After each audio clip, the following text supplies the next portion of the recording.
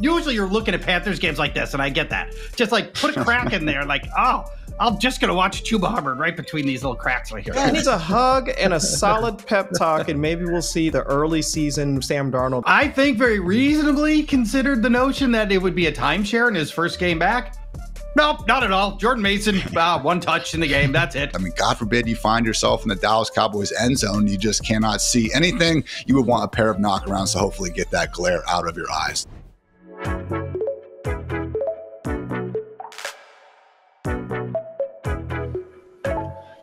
Hello and welcome to the Fantasy Life Show. Happy Monday, everybody. I'm your host, Ian Hartitz. It is a great day to be great. It's a great day to break down some Sunday Night Football, as well as plenty of overreactions to what was maybe not the most exciting Week 10 in the world, but still Week 10 nevertheless. But of course, guys, joining me on this lovely Monday morning, Paul Charchian and Chris Allen. And Chris, again, I'm on the record. Even bad football is better than no football. But I believe it was 38 touchdowns across the entire Sunday afternoon slate, which I don't know what that is relative to a normal day, but doesn't sound great.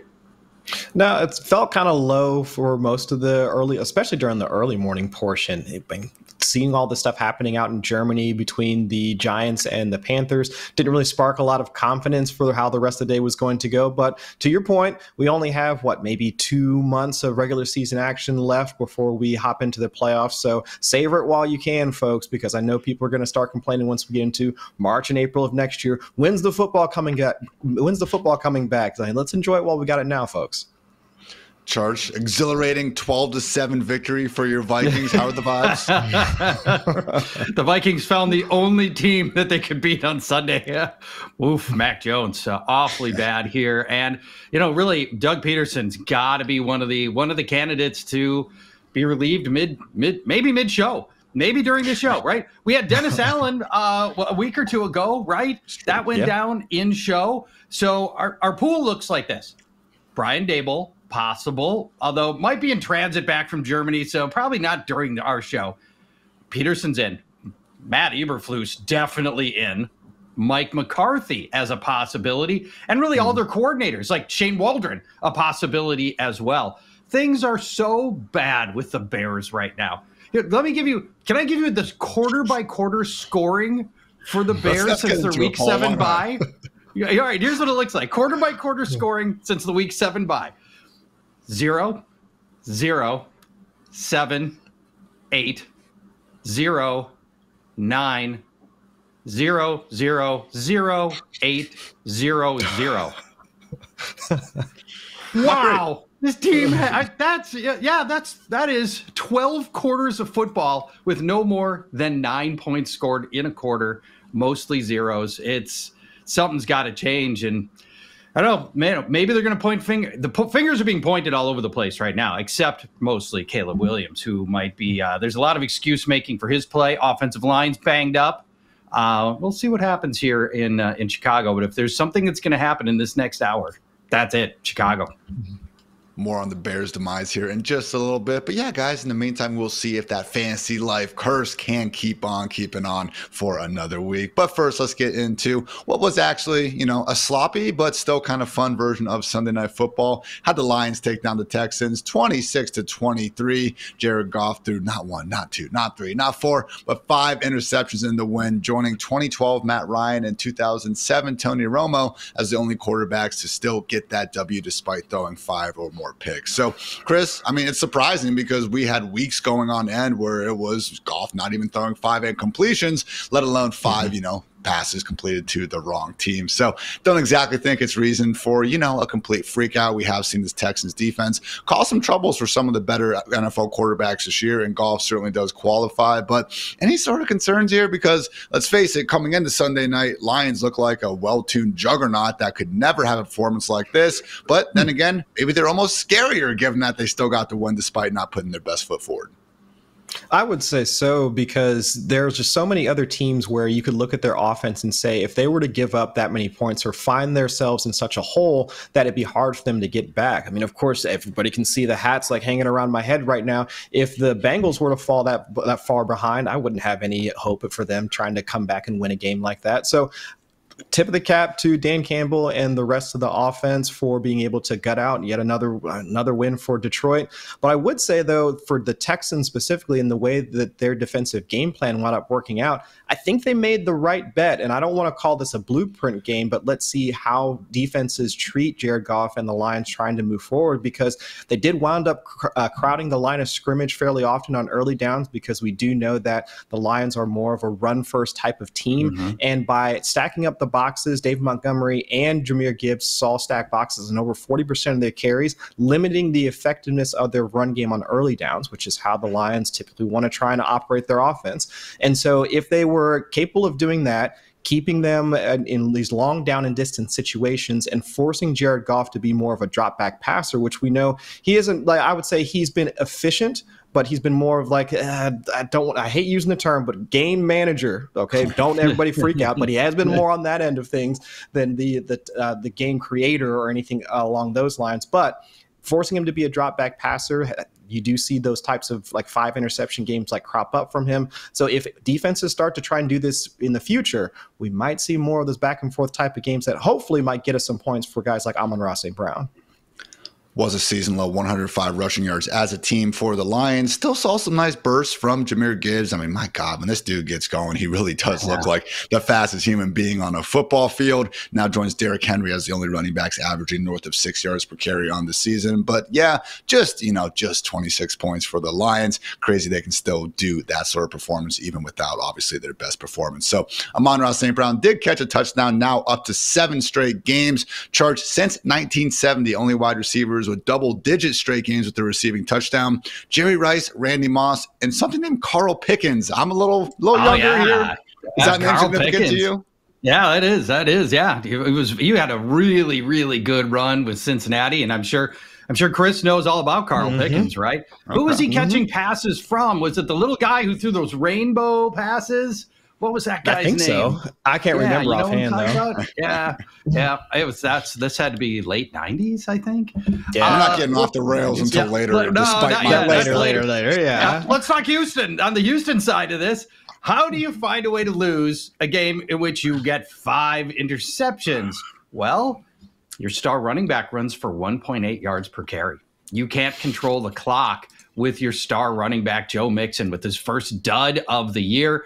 CJ Stroud threw 2 interceptions, and that was certainly part of it as well, but you still +3 in the take give.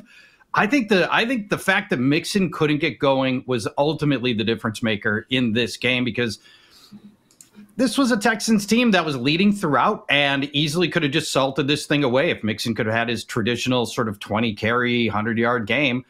John Mechie popped. We were waiting up. This is his best game as a pro by a mile. His best game in, pick a stat. This was his best game in it. But unfortunately, we assume Nico Collins, who was a game-time decision in this game, didn't play. We assume a week from now that he will be available, and that will probably put John Mechie back on the bench. Houston retains a stranglehold on the division because the rest of the teams stink. Pretty much. Well said, Charch. I mean, you do look at it, getting Nico back, getting any top 5 wide receiver in the league back should be helping. But even then, man, Tank Dell now still just 1 game over 65 yards on the season. Yeah. Honestly, I know we did our midseason awards, kind of the fantasy bust. Didn't mention his name, but you could make an argument, especially for those that had to use a top 5 round pick on him. Has not been ideal, particularly given the absences of Diggs and obviously Nico. But yeah, man, it was a great game from Mechie.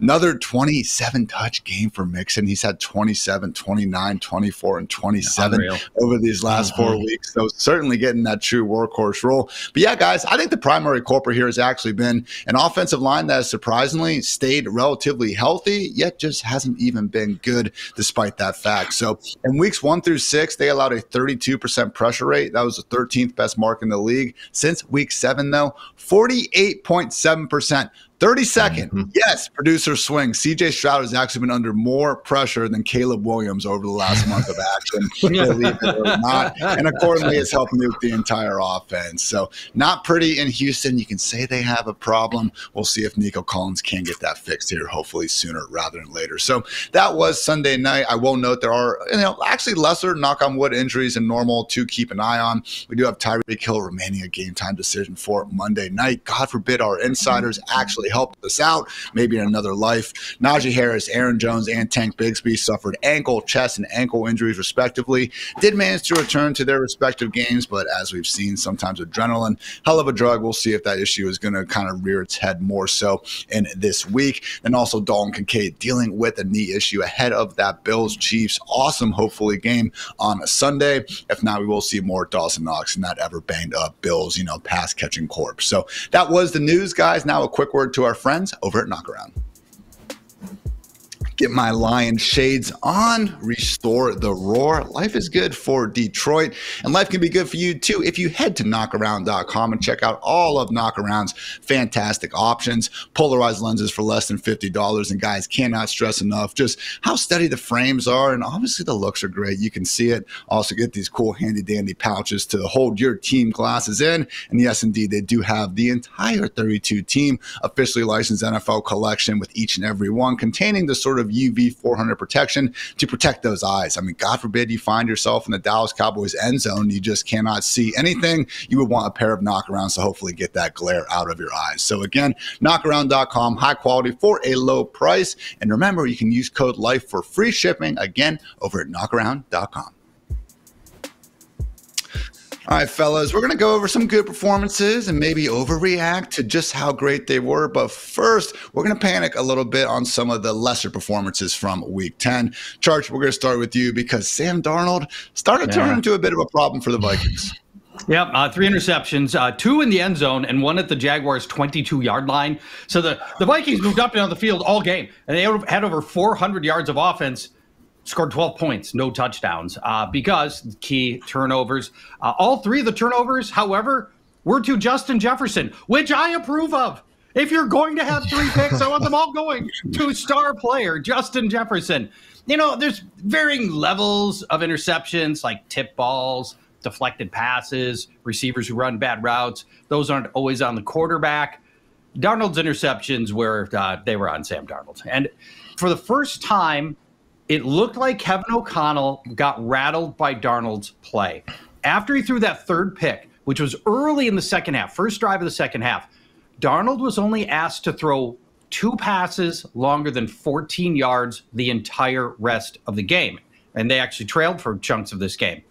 Aaron Jones is dinged up, and his backup, Ty Chandler and Cam Akers, are not good. And that's something that bears watching. If Jones is going to miss some time, the pivot necessarily isn't great here. Both guys ran. They tried Akers for a while. He looked bad. They went to Ty Chandler. He didn't look great.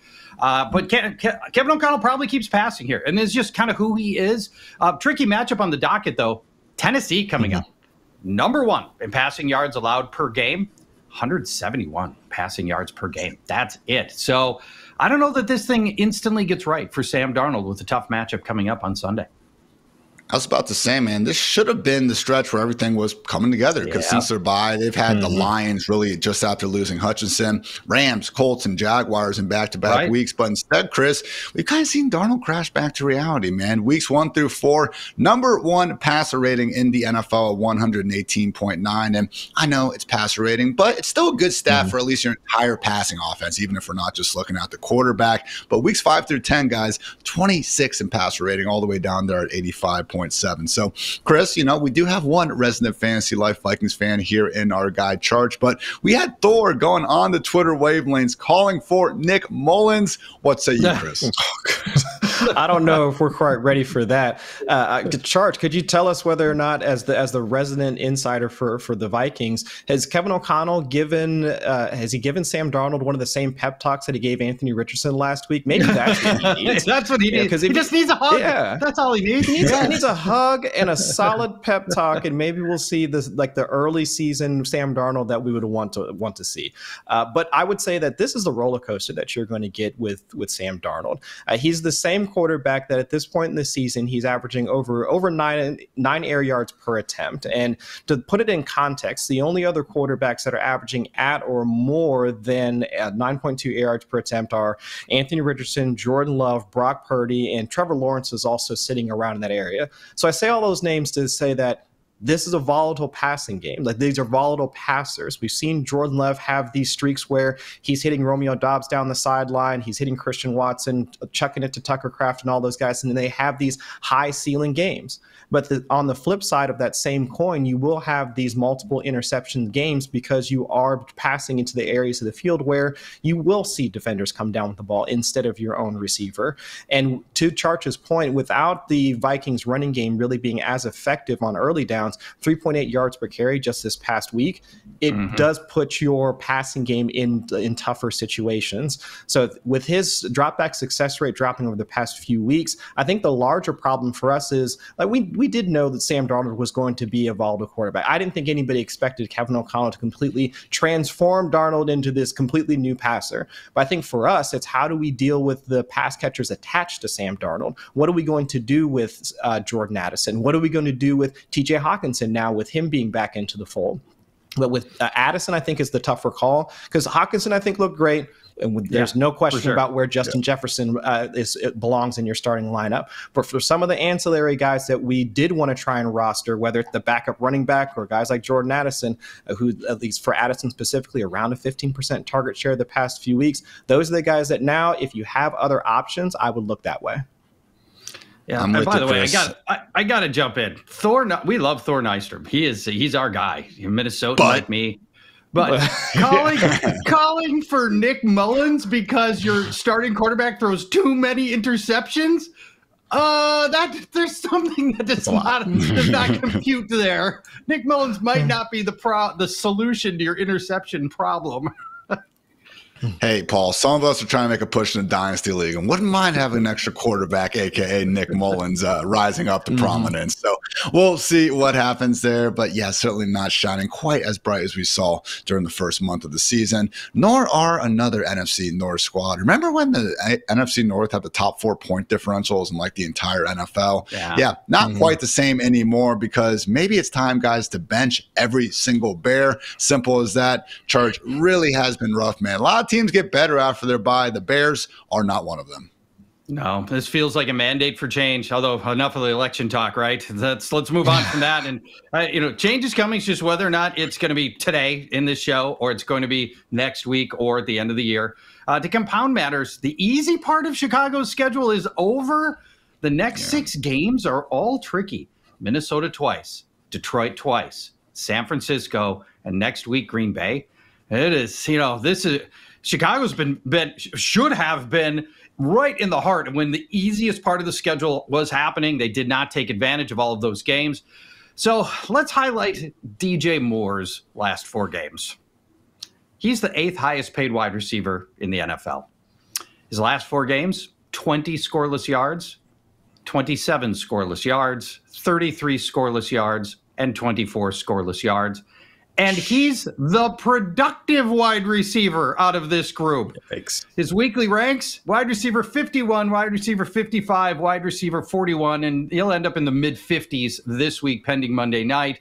I think DeAndre Swift's the only guy that we're going to roll into next week with a possible starting grade on. Workhorse runners are hard to come by. Swift got 17 of 18 carries last week. And anybody who touches the ball 18 times a game, even in losses, usually put together a decent game. So, yeah, I feel like Swift is going to be the only guy that's going to be even flex-worthy out of this offense, and at least until something changes.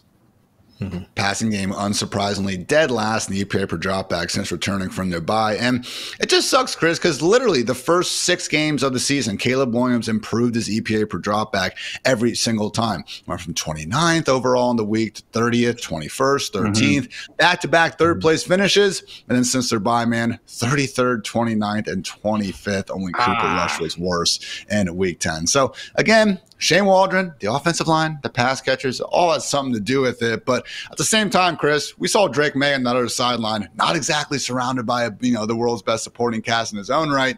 And you know what? I think Caleb Williams looked like the second best quarterback on the field yesterday. And I don't disagree with you at all, because at least Drake May knows what to do with the ball once the offensive line winds up breaking down. And the Bears knew coming into this game, the Bears had at least 2 offensive linemen down coming into 2 offensive starters on their line going down. And then one of their backups was also going to be out for this game. So they knew they were going to have some problems up front. And yet still, Caleb Williams averaged over around like 2.8 seconds to throw. And then when he was under duress, it was well over 3 seconds. And all of his sacks came when the offensive line wound up breaking down, and he didn't scramble afterwards. At least with Drake May, we knew that he would be able to use his legs, maybe create, like grab a few yards here and there, or at least be able to move the pocket around so that he can hit any of his pass catchers. We haven't seen that from Caleb Williams. Anytime that things wind up breaking down, he does wind up taking multiple sacks. And at this point, he's on a more or less a historic pace in terms of being taken down, from a sack perspective. And I could say that from a fantasy standpoint, I would be okay rostering even like a DJ Moore if he was just the only pass catcher. We've survived bad quarterback play with having a singular pass catcher, but that's not the case here. All 3 of the Bears wide receivers yesterday had 6 targets. What am I supposed to do with that? I don't know how you're supposed to roster any of these guys. I would say I have some hope for Roma Dunze, since he has had over 30% of the team's air yards for the last 3 games. But with Caleb Williams taking so many sacks, not being able to work through pressure and work through his progressions and find anybody downfield, none of them become guys that I would want in my starting roster at this point. Only 3 quarterbacks this year have let more than 25% of their pressures be turned into sacks. Deshaun Watson, Spencer Rattler, and yes, Caleb Williams. Wow. So again, I know, a lot of pressure, not ideal. He's not exactly helping his cause either. So let's talk about one more depressing situation, fellas, and that is this Cowboys offense. Cooper Rush looking like an absolute disaster. And Charch, I come to you hat in hand. I was wrong. I had my CeeDee Lamb top 10 ranking last week, and that did not work out. I thought Cooper Rush could be better than, say, Deshaun Watson, but no, he is looking like maybe the single worst quarterback in the NFL. So congrats, Deshaun. No longer 32. We got Cooper Rush in the league now. So, man, at this point, again, we already talked last week. We barely trusted anyone in this offense. CeeDee was the only guy. But, Charch, I mean, who would you almost comp CeeDee to at this point? Is it Tua less Tyreek? Is it Amari Cooper when he had Deshaun Watson? Dwayne last night was a little bit optimistic because we still had the 10 targets. But when they're coming from arguably the single worst quarterback right now. No, they aren't worth much, and they're not downfield either. And we did speculate about exactly this scenario last week. The Dallas offense was already awful in the running game and could be completely inept in the passing game. So, last week we speculated, could this be like 12-point games, 14-point games? Well, it turned out that was optimistic. They scored 6 points. That's it. Rush played 3 quarters before getting benched. He had 45 passing yards. Think about that. In today's league, with all the advantages that passers have, Cooper Rush generated 15 passing yards per quarter. So then out of desperation, they bring in Trey Lance. He looks terrible as well. This whole team is just walking dead. Everybody knows the Cowboys season is over. Massive change is coming to every position except general manager. I think the general manager's safe. That guy is doing an amazing job. Totally bulletproof. Will not be fired. CeeDee Lamb is the real story. It's the 10 targets, 21 yards on 10 targets. Defenses are going to scheme to take Lamb out of the mix or seriously minimize his productivity and make Cooper Rush go through his progressions, go hit secondary and tertiary receivers, which he can't do. So for me, this is akin, not stylistically, because Tyreek Hill is nothing like CeeDee Lamb stylistically, but it's the same thing. You have a non-functional offense that can't reliably feed anyone. Mm-hmm. Texans, Commanders, next 2 games. Sounds like Dak's probably not going to be back for the season. We're going to get a final word today. I mean, Chris, any more just slander you want to throw around? There's plenty of it. 163 total scrimmage yards for the Cowboys. That's the fewest of any team this season. And to your point earlier, Ian, about how worse it is compared to the Deshaun Watson-led Browns or anybody, this is it. This is absolutely it. And I would say even worse for a guy like CeeDee Lamb is that the offensive, the schematic shift from from passing also affects him. I mean, of course, he got the 10 targets this week, and let's hope that the target share holds like for the remainder of the season. But they also switched to fewer passes or lower passing rate, negative 10% pass rate over expectation for the Cowboys this past week. So if we're going to see even fewer attempts from a guy like Cooper Rush, who we know can't handle pressure all too well, going up against the Texans, we just saw what they did against Detroit. Washington afterwards, we know their defensive front is fairly tough. And then the Giants, I believe, like shortly thereafter, it's going to be tough sledding for anybody that has a Dallas player on their roster. Maybe more on CeeDee Lamb once we get to the chopping block here later in the show. First, though, guys, a quick word to our friends over at Mike's Hard Lemonade. Fantasy football season is here, alive and well, and while that may be cause for celebration, there will also be some hard days. That said, guys, Mike's Hard Lemonade wants to remind you that hard days deserve a hard lemonade. So after a hard day spent scouring the waiver wire or concocting the perfect trade or tinkering endlessly with your starting lineup, it's time to quench your hard-earned thirst with a Mike's Hard Lemonade. All right, fellas, we got a little negative there for a couple, segments, but now it's time to turn that frown upside down and overreact to some good stud performances from Week 10. Kicking things off, Charge, with the return of Mr. 101 himself, Christian McCaffrey. Right back into your RB1 good graces? Yep, right back to RB1 now. I think, very reasonably considered the notion that it would be a timeshare in his first game back. Nope, not at all. Jordan Mason, one touch in the game. That's it. So, yeah, it's we're right back to the old Kyle Shanahan workhorse role for Christian McCaffrey. And, if you glance at the box score or watch the game at all, you saw McCaffrey was not successful on the ground, but that'll probably come around. In fact, the worst rushing day for the 49ers all season, just 75 rushing yards as a team.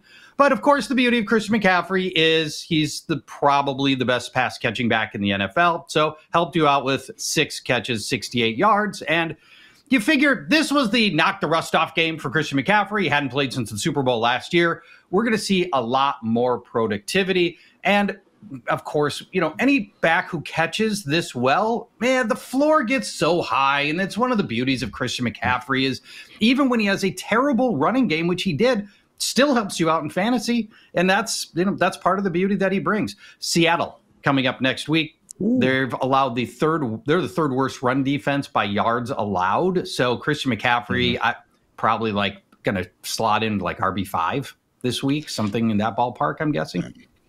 No Vita Vea on the Seahawks defense, which should help. And Chris, that's kind of what I was thinking. It's how many RBs will we want over McCaffrey the rest of the way? Maybe Saquon, Derrick Henry, Bijan Robinson's been playing incredible. But once you get to about that point, man, I really don't think you need to break that second hand out.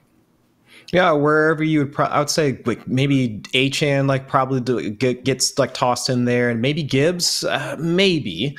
But to your point, it's the receiving portion that I'm mostly interested in, because I would say from a rushing standpoint, we knew it was going to maybe take a week or two for him to get back up to speed. So I'm not as concerned about that. He did get 13 of the 15 running back carries yesterday. Garendo did mix in, and he did wind up getting a touch from inside the 10-yard line. But let's assume that moving forward, the goal line work or the red zone touches are going to primarily be there for him.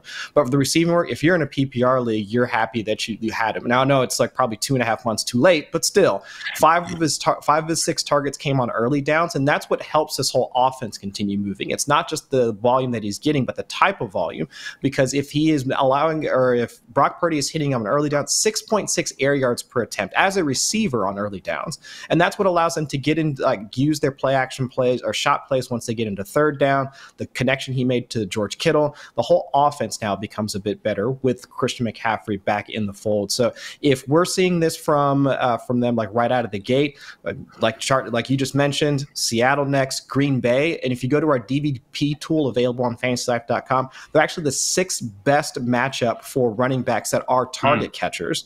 So also Buffalo shortly after that, they also get a boost to pass catchers as well. So I'd say for the next 3 to 4 weeks, all of the defensive matchups for Christian McCaffrey and the 49ers lend itself to him essentially being in the RB1 if we didn't already want to put him there already.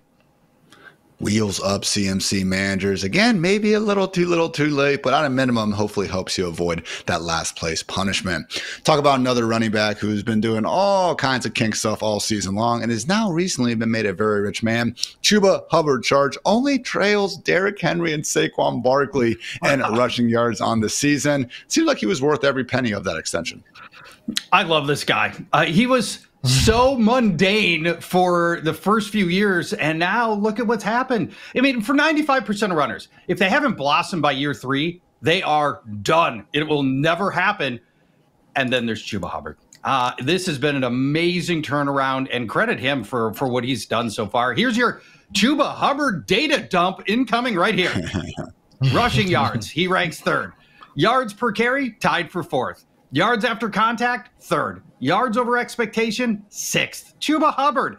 And if you don't trust the data, just open your eyes and look at Panthers games. I know you're looking at Panthers games like this, and I get that. Just like put a crack in there, like, oh, I'm just going to watch Chuba Hubbard right between these little cracks right here. He's become the 6th highest paid runner. Now, you guys know the 7th highest paid runner is, right? Enlighten us. Miles Sanders, his backup, is the 7th highest paid runner. So the Panthers have committed $60 million to the position, which sounds uniquely Panthers. But here's the thing. Hubbard's really good. And I think they just said, money be damned, and bad money's bad money. The Miles Sanders money was bad money. That's in the past. We can't fix that. But what we can fix is we're not letting a great running back leave. And one that they developed. I mean, how many great Panthers have been developed through that organization? Very few. So they did one, and they decided to give him the new deal. And I think ultimately it's going to choose to be a good decision. Jonathan Brooks's return was supposed to be on Sunday morning, but I think they've just looked at this and gone, you know what? There's just no rush. They are going to have a week 11 bye, Chris, to hopefully get Brooks right enough to go ahead and make his return, which it might actually be more needed than ever with Miles Sanders suffering that ankle injury down there in Munich. So how do you see a split going, Chris? Because, I mean, we saw Chuba rack up, 30-plus touches yesterday. Do you think that persists once Brooks is in the fold, or do we get something closer to the 1A, 1B situation that most people assume should be on the table eventually, considering the money to Chuba and, of course, the draft capital given the Brooks?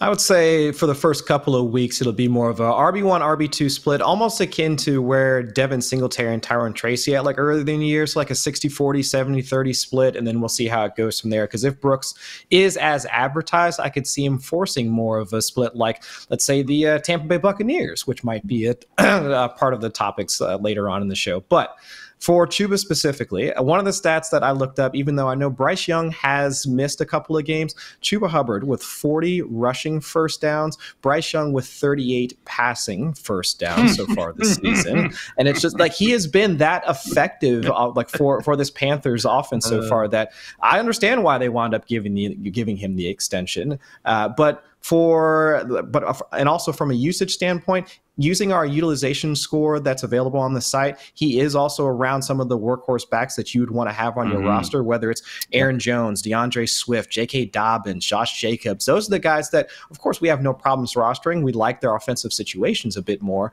But still, if Hubbard is getting that type of workload, also has been that effective as he has so far throughout the season, to Charcher's point, he should be considered in that high-end RB2, low-end RB1, somewhere in there. And we'll see, once Brooks gets back, I would say that Hubbard should have most of the early down work. Let's see if Brooks mix in a bit more as a pass catcher, and then we'll take it from there.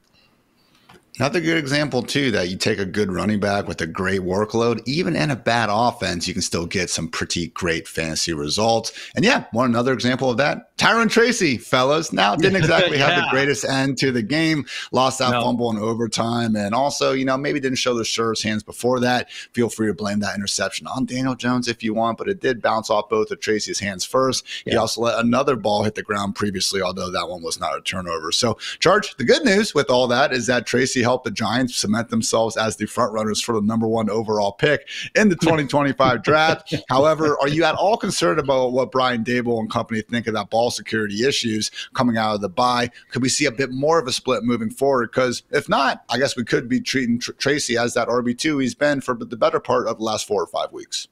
I want to believe that Tyrone Tracy's earned the right to have a couple of bad miscues and still keep his job. And Singletary's just not moving the needle, and Tracy is. All right, let's do our Tracy data dump. Here we go. Rushing yards per game, he's 6th. Yards per carry, he's 6th at 5.1. Yards before contact, he's 4th. And that's not because of a great Giants offensive line. It's because Tracy is hard to square up. He makes some of his own separation. Not a power back, not a tackle breaker. That's not who Tracy's going to be, converted wide receiver. But he's been so effective here. And Daniel Jones has looked awful. Brian Daboll has got to use players who are effective because he doesn't have that many effective players. So I want to believe Tracy's going to keep that job. Or maybe I'm just showing my fantasy bias because there's nothing we hate more than an evenly split backfield. And I want to believe that's not going to happen here. What'll be interesting to watch is who's the goal line back, by the way. Yesterday, Tracy got a run from the 5-yard line, but he only gained 1 yard. Singletary might be more of a true short yardage guy. That might cap Tracy's upside. So, I have some worry that Motor's going to end up working his way more into this lineup, and especially at the goal line. That part does worry me a little bit. Obviously, it was a fantastic matchup, Chris. We had Dwayne reading the stats about the running backs that have faced the Panthers this year, and lo and behold, they have all smashed. Going to be going up against Vita Vea and that Buccaneers defense following their Week 11 bye. How confident are you going to be firing up Tracy as, again, that RB2 that, to be fair, he's been for the better part of his tenure as the starter? I would say I'm mildly confident. I think because for Tracy specifically, he has the usage to have him in the RB2 conversation. I think it's more of his offensive situation that puts him towards the back end of that same discussion. Because for Tyrone Tracy, over the past 3 weeks since him coming back, he's been 2nd in adjusted yards after contact per attempt, 7th in forced missed tackle rate, also in the top half of the league in rushing success rate. So that's what you would want for your running back that you want to roster. And we noted earlier that he's taken the job away from Devin Singletary. Even after the game, he got concussed, was able to get through the protocol and be back. Over 50% of the team's carry, still around an 8 to 10% target range or target share. So he's getting the workload. It's just with the Giants still having Daniel Jones as a quarterback, they're back end of the league in pretty much every single offensive metric. Yards per game, they're 22nd. Points per game, they're 30th. Red zone plays per game, the ones that the money shots that you would want for a guy like Tyrone Tracy, 30th per game. And so looking at the upcoming schedule, Tampa Bay, Dallas, New Orleans, those 3 are good, but then Baltimore, once we're edging up against the playoffs. So that is something of a concern for a guy like Tyrone Tracy. So in the RB2 conversation, the matchup dictates how we should feel about him. In this case, I would say it's pretty good for him this week. But afterwards, we should have a little bit of concern. One more running back situation I want to touch on, fellas, and that is a Tampa Bay Buccaneers backfield that, under the tutelage of Liam Cohen, really has been enabling one fantasy relevant, performance after another from Bucky, Irving, and even Rachaad White. So, Charge, yes, Rachaad White has done some good things as a receiver, but man, you just watch these two side by side. Tough to not, again, agree that Bucky is a superior rusher. Do you think he has a chance to pull away and actually be featured as the RB1 in Tampa following the team's Week 11 bye? Ian, I so much want to believe that to be the case. I'm deep in my heart, because Irving is so much better than White is as a runner. Here's your differential between Irving and White in some key metrics. Yards per carry, you get 1.3 extra yards for Irving. Avoided tackle rate, 17% higher for Irving. Yards after contact, 1.2 extra yards for Irving. And yards over expectation, an extra half yard for Irving. And White is actually negative yards over expectation, so he's under expectation. I know these changes never come as fast as fantasy managers want, but I want to believe Liam Cohen came from the Rams organization. That is a workhorse-led offense. I want to believe at some point he's just going to put the best player on the field more often. Let Rachaad White be a passing down back. Let Bucky Irving be first and second down, and let's roll, baby. And even not even trying to hate on Rashad White. He's done some good stuff this year, particularly as a receiver. His rushing average has actually been better after being in the dumpster the first couple years, but I'm with you, Charch, really just more pro Bucky than anything. But Liam Cohen really does deserve a lot of this credit. One of the cool ways you can see, I think, some of the better play callers, play designers in the league is looking at what they can accomplish on passes thrown behind the line of scrimmage. And this year, guys, only 3 offenses averaging 8+ yards per reception on those sort of passes. Wow. The Ravens, the Cardinals, and the Buccaneers. Shortly behind them, the Bills and Lions. So very good company for the Buccaneers to be with. And Baker Mayfield certainly helping matters as well. Chris, another, I guess, surprising offensive performance this year is Bo Nix in this Denver Broncos offense that, they played the Ravens. I know the Ravens have had their secondary problems, and Bo Nix missed a couple touchdowns out there. I was expecting him to kind of fall on his face here in Arrowhead against a Chiefs defense that's given much better offenses problem this year, but he didn't. He was a chip shot field goal away from snapping that, 8-game winning streak. Yes, unfortunately had that blocked. But for you, Chris, especially in fantasy, is Bo Nix now an every week starter regardless of the matchup? I think so. And just because the way that the scheme is now really working for him, like over 25% of his plays have been like using play action concepts, scrambling on over 10% of his pressures. Essentially, the things that we were talking about Caleb Williams that he's not doing, Bo Nix is doing. And also, we also want to look at the pass catchers, the guys that Nix is catching or throwing to. They're all running around in like the short and like early parts of the intermediate areas of the field. Cortland Sutton's average depth of target around 13-14 yards. That's compared to a guy like I was just talking up Rome Odunze over like 15-16 yard ADOT for a guy like Rome Odunze. So it's just, you can see the pass catchers actually working in the short to intermediate parts of the field. You can see a guy like Nix actually utilizing the area of the field. Look at his next gen stats charts from just this past week. You can see targets to behind the line of scrimmage, short area of the field, like all 3 levels of the field thereafter. And he's been able to be effective both as a runner and a passer. I think the problem, though, is we can't roster any of his pass catchers. Do you want to have Cortland Sutton on your roster after this past week because he got into the end zone? Oh, sure. But he just had 0 targets like just 3 weeks ago. So, yeah, sure. Like, go ahead and have that on your roster. Do you want to put little Jordan Humphrey on your roster? I mean, he just had like 3 targets this past week, so maybe he could be useful. None of the guys, he uses so many different wide receivers or pass catchers in general on a week-to-week basis. All of the workload really just intersects at Bo Nix. So he is matchup proof. The rest of his guys, not so much. Sutton's starting to emerge, but I will admit, Chris, Dwayne and I were talking through this last night, and even then we were like, all right, upgrade, top 30, maybe. So, yeah, not exactly the most resounding endorsement we could get to. Charge, I want to talk about another quarterback who has been putting his best foot forward recently. Russell Wilson, man. Yeah. And it's one of these situations where I almost feel bad for Justin Fields because it's not like Russell just come in and played better. He's played like one of the best quarterbacks in the NFL, man. EPA per dropback this year.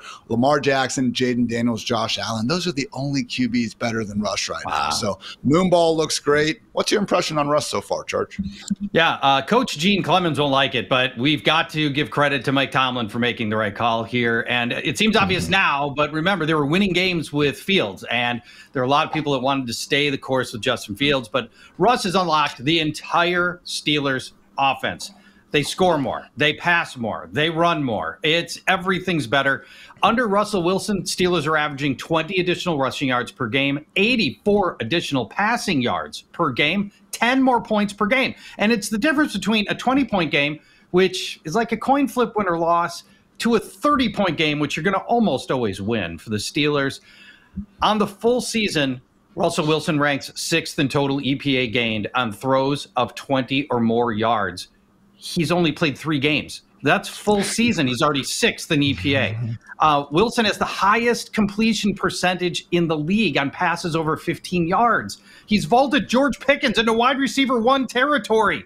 And granted, we're not going to start Van Jefferson or Calvin Austin, but let's keep an eye on Mike Williams. I mean, maybe this thing's going to flesh itself out, and maybe in a few weeks, Mike Williams is getting enough snaps that he turns into a fantasy helper too. So, yeah, Russell Wilson unlocking this whole offense and a downfield passing attack that we did not have under Justin Fields. 6 touchdowns, just 1 interception. Even that, it was a 3rd and 14 arm punt where it didn't even end up really impacting thing. Honestly, gave him pretty decent field position after Pickens touched the guy and then did some MMA move on the cornerback. Always an eventful Sunday when George Pickens is on the field. Chris, last point here. What a game from Kyler Murray. Set the franchise record with 17 straight completions. And one of those incompletions, you could argue, is even a drop from Trey McBride in the end zone. So are you convinced, Chris, that Kyler is actually turning a corner, or was this a good performance that, let's face it, has been surrounded by some less than stellar, just games, particularly as a passer? I want to believe that, but I thought we were starting to believe that 2 or 3 weeks ago when things were looking good for the Cardinals. I just don't know what their offensive identity is going to be, because we thought Marvin Harrison Jr. was back. What was it, 2 weeks ago? We saw more crossing patterns, slants across the middle of the field, and him getting involved after the catch. And then just this past week, or it was in week 9 rather, we saw none of that. And then in week 10, he actually had his lowest air yards per target, which was 7, which is absolutely unheard of for a guy like Marvin Harrison. He was the deep ball guy. He was almost the sacrificial X receiver for the Cardinals. But now he also had almost a 30% rate of his snaps played in the slot.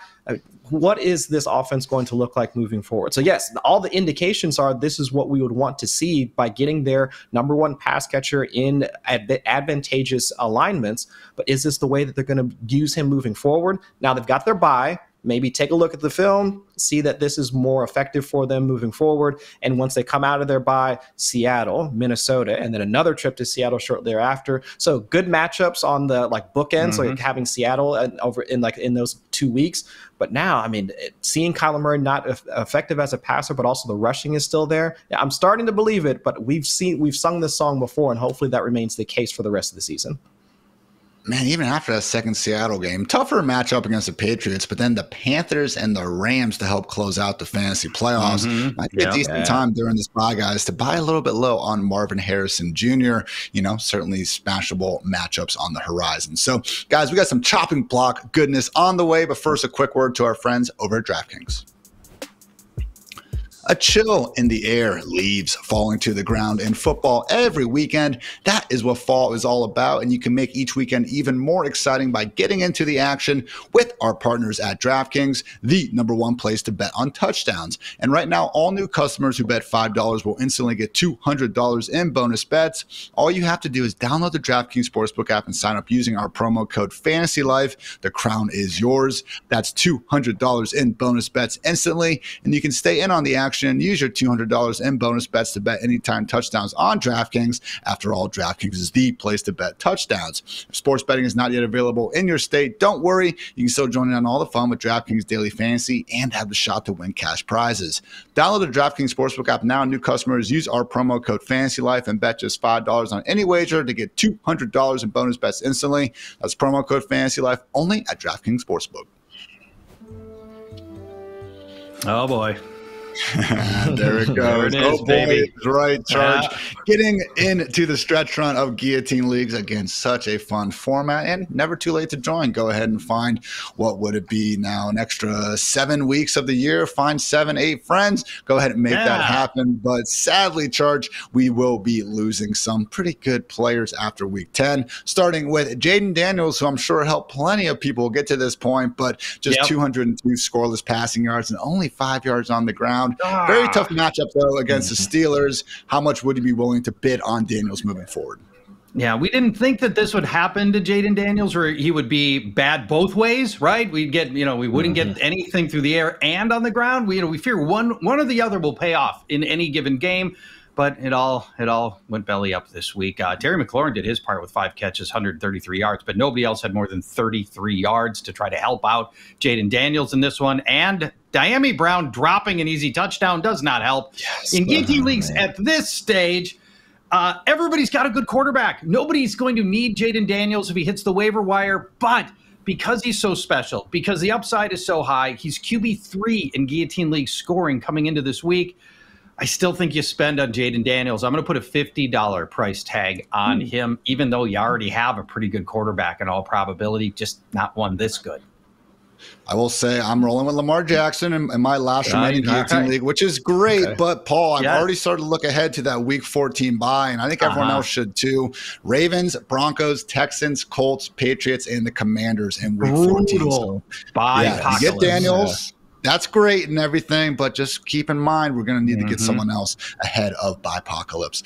Also, Paul, Brian Thomas Jr., suffering from the Mac Jones experience. Just 2 catches for 12 scoreless yards on 3 targets. Doesn't exactly sound overly promising. We get Trevor Lawrence back. What are your thoughts on the upstart rookie wide receiver the rest of the way? Yeah, what a shame, because Brian Thomas was as productive as any of the rookie wide receivers. Love this kid. Game was perfectly translating to the NFL, succeeding despite whatever Doug Peterson was trying to do on the field. But Mac Jones is just the dagger here. There's nothing to see. Remember when Mac Jones was seeing ghosts? Well, when he was in New England. Yeah, right. Right. He's seeing Brian Flores as his ghost right now. 14 completions. And all of his complete was all short stuff to Evan Ingram. I don't think now, especially in a guillotine league season where these rosters are all really good, you can't put Brian Thomas Mac Jones throwing to Brian Thomas. You can't have any part of that connection on your roster. We're just going to have to pass on this. We're just going to have to let Brian Thomas go.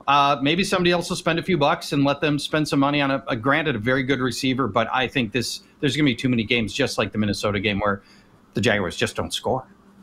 What do you call it, Paul, when you basically let someone else pick up the player in hopes that they'll kind of bust their team from the inside? It's the sabotage drop. The sabotage drop is when you drop a good player so that somebody else will bid on that player, then roster him, start him, and then that player fails, and then this person lost twice. They lost Fab, and now they're losing games. It's the ultimate ballsy move in fantasy football is the sabotage drop on a name brand player. Brian Thomas, if it weren't for Mac Jones, that would certainly be a sabotage drop. Yes. Yeah. Not quite all the way there, but I still do love that 4D fantasy football chess move when possible. Let's close things out, Charch, with Javonte Williams, who, hey, just 1 week, but at least for 1 week, man, looks like he lost his job to Audric Estime.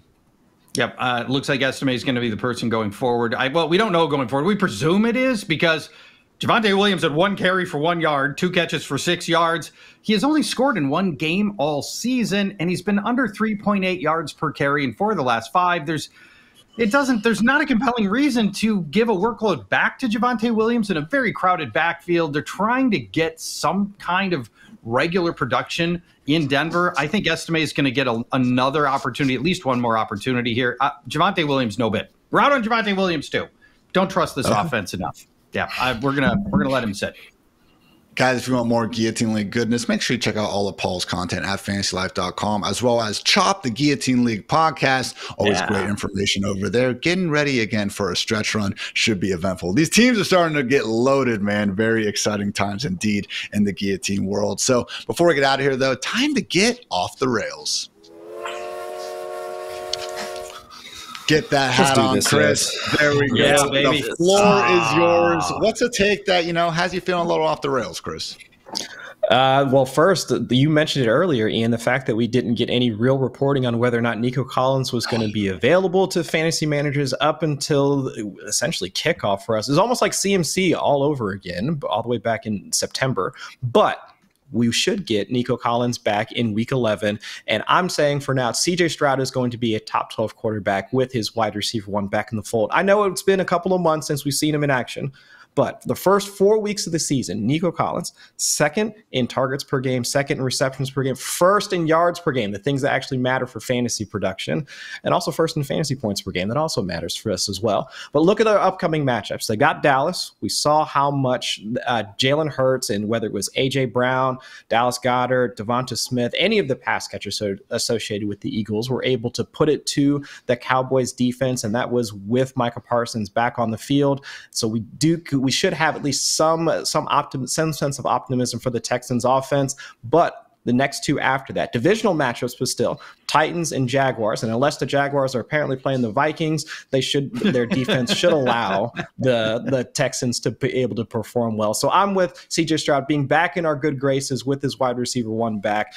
Hopefully that'll be the case, but still we need Nico Collins come back this week, and hopefully folks can get him back on the roster. I believe Stroud is still sitting at just 2 top 12 finishes on this season. So I know we've been giving Mahomes a lot of ish for, the lack of booms in fantasy land. Stroud really has been right there with him. Again, not all on him, but yeah, hopefully better times ahead. You heard it from Chris. He is certainly feeling that way ahead of week 11. So hope you guys enjoy Monday Night Football, but otherwise, let's get those fantasy rosters right. 4 more weeks, everyone, until we actually get to the fantasy playoffs. What a time to be alive. So for Paul, for Chris, for producer Kelsey, for producer Matt, I'm Ian. Thanks again for tuning in to the Fantasy Life Show. And until next time, take care, everybody.